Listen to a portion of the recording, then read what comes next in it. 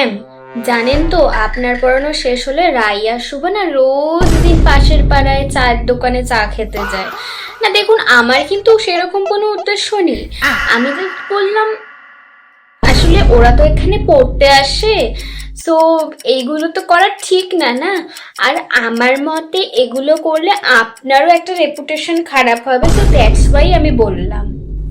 দেখুন এবার ডিপ্রেশন। আপনি কি করবেন আপনি ডিসাইড করুন। অ্যাকচুয়ালি কি বলুন তো, আমি চাই না যে আপনার কোনো রেপুটেশন খারাপ হোক, সো দ্যাটস ওয়াই আমি বললাম।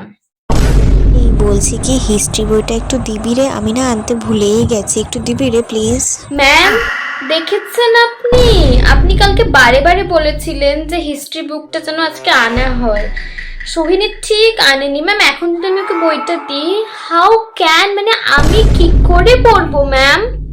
সত্যি ম্যাম, অ্যাকচুয়ালি কি জানেন তো, আপনাকে কেউ রেসপেক্টই করে না আমার যা মনে হচ্ছে। নাহলে আপনি বলেছেন আর এরা শোনেনি, দিস পসিবল।